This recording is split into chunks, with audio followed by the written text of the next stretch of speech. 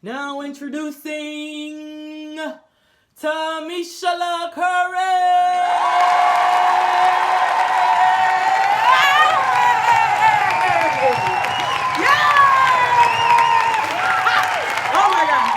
That felt freaking absolutely great. All right.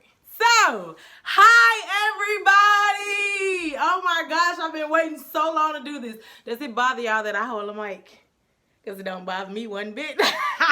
Oh my gosh. Okay. Alrighty. So, I just wanted to record this video to introduce myself to everybody out there. Everybody who watches this video, everybody who sees this, those that don't know me and those who do know me. So, let's go. My name is Tomichella Curry. Tomichella Curry. Everybody used to say Tomichella is such a ghetto name. It's so ghetto, it's so ghetto. And I was like, no, it's a unique name. I'm the one and only. The one and only. That name came from my dad's first name, which is Tommy, my mom's middle name, which is Michelle, and my grandmother named me. Her name was Emma, so I guess that's just where they came from. So it is Tomichella Curry. I'm proud of my name. I love my name. I love every bit of my name. And if Tomichella is just a little too hard for you, I understand. I understand. You can call me Sue, and that is perfectly okay with me too. Little background about me. I'm from Mississippi. I guess that's where the whole loud and the hollering and the country accent comes from. It's no guessing. That's where it comes from. So, yeah, I'm from Mississippi. I've been here since 2011. So once I crossed my high school graduation stage, we packed everything up and came here like we sure did.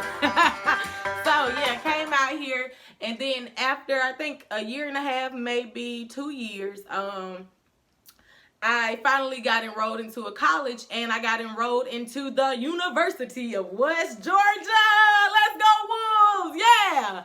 All right, so yes, I am a wolf. Oh, I'm a wolf, yes. I was a theater major, went in as a theater major. And then I guess some things kind of, not scared me, what's the word? Intimidated me a little bit. So y'all can hear I'm very country. I'm very country. My mom always used to say, hey, you need to get you some proper friends so you can be more proper. And I told my mom, well, every time I get some proper friends, they end up talking like me. So, hey. All right, so, you know, I'm going into my theater classes and we're having voice and movement and everything. The movements were fine. They were perfect, okay? Movements are great. But that voice. So when it came time for me to do Shakespeare and trying to change my tongue, get rid of this lazy southern tongue, it was just so hard to do. And you know, I accept that that's just something that I can't do. If Shakespeare was here, Shakespeare would be talking just like me. So when I was trying to do all the Shakespeare and the serious stuff, I was like, this is really out of my element. And I end up going over to mass communication. Okay, the mass communication, yes. So I went over to mass communication. I think it was like going into my junior year.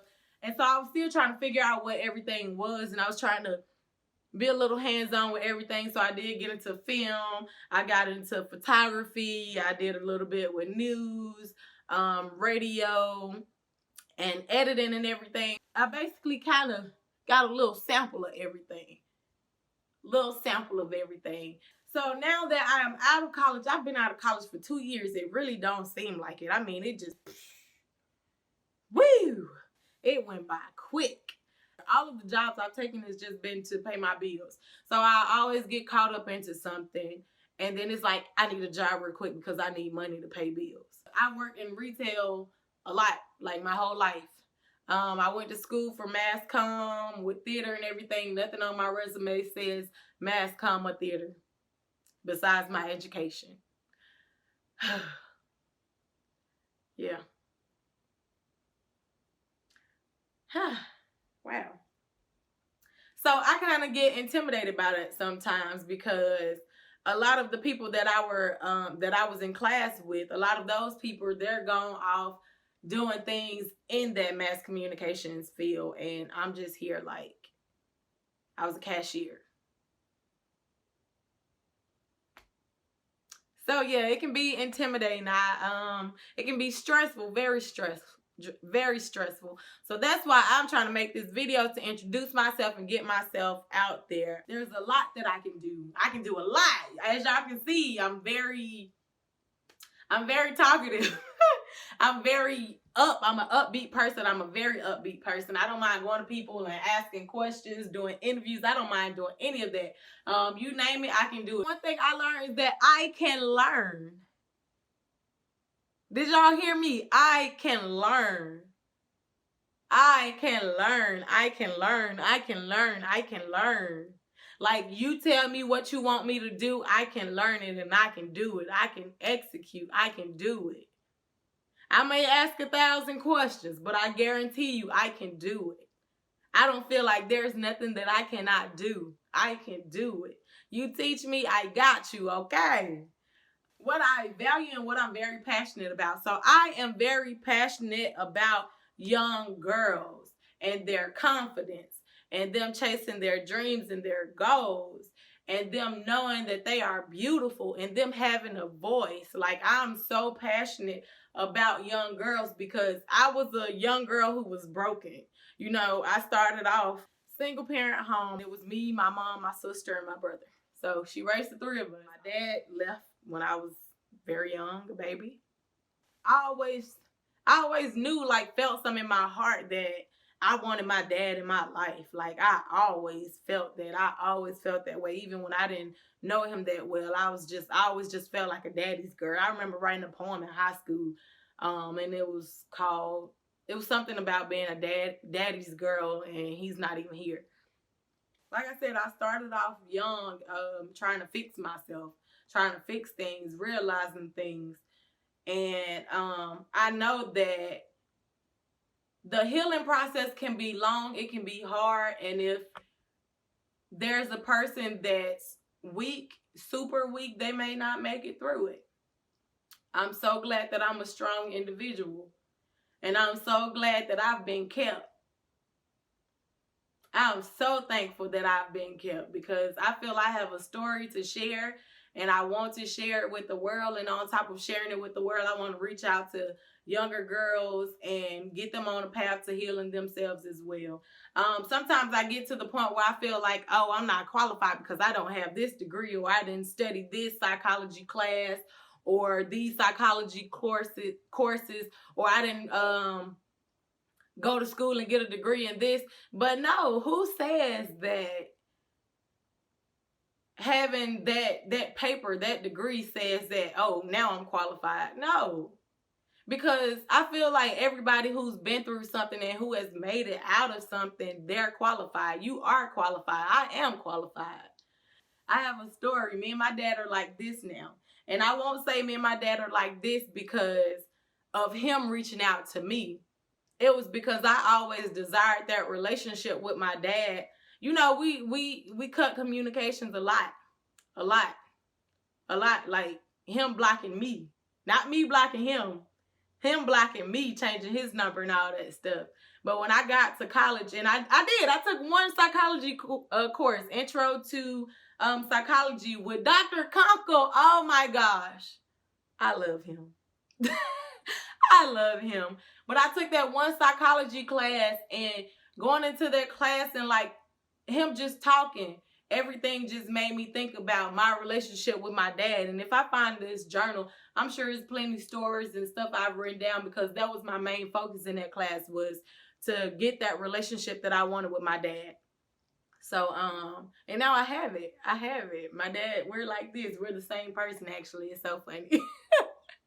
I got a little bit more common sense than my dad, but we're the same person. So I love it. I love it. I want to help young girls. On top of that, I've been broken with relationships. Not even that relationship with my dad, but then when you start the dating, I've been broken there.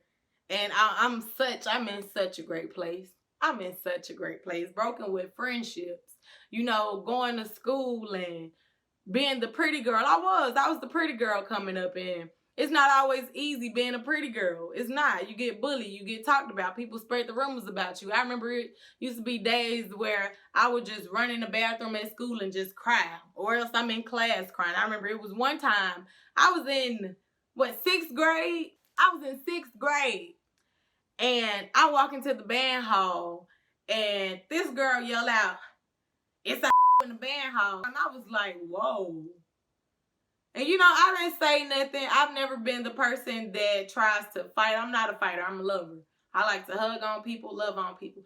And I remember the girl. I remember her. And it's so crazy because she liked my stuff on Facebook and comment and all that stuff. Congratulations, everything.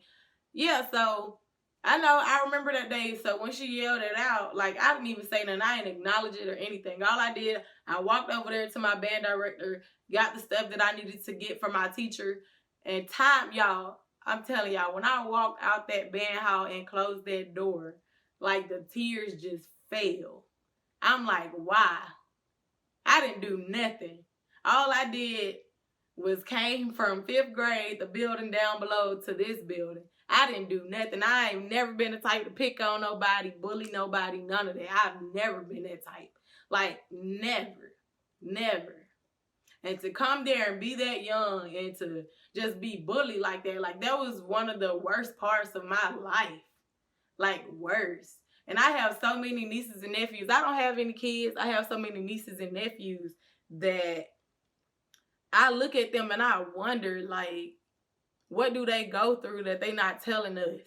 Like, that they're not telling me as their aunt, that they're not telling their mom and their dad, their grandmother. Like, what is it that y'all go through that y'all not telling us? Because I went through a lot of stuff that I didn't come home and talk about.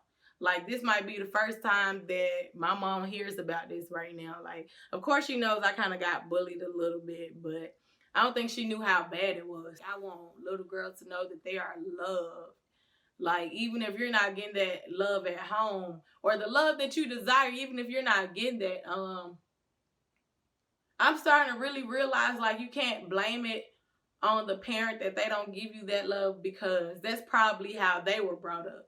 You know, everybody didn't get that mom that hugged and kissed them all the time and who was always there, very supportive. They didn't get that, but maybe their mom was the type that would be out all night working, trying to keep a roof over your head, trying to feed you, get you clothes and everything. But they didn't express that love physically, but everything else is there. If I can, I'll be the one that can love on those kids. It means a lot to me. It means a lot. Like, that's something that I really want to do. With my nieces and nephews, I just hug them. I kiss them. I post so much stuff about them on my social media because I want them to know that if they don't ever feel love, please know that your auntie loves you. Like, know that to the bottom of your heart that I love you. Your auntie Sue loves you. I just hope y'all know that. So yeah, I do want to be a part of an organization that values young girls, their confidence, their inner beauty, their voice, that they can speak up, they can stand up for themselves, you know, and just know deep down inside that you are loved and you're valued, and that sometimes that love has to come from yourself. So self-love. I do want to be in an organization that values self-love. All right. Thank you.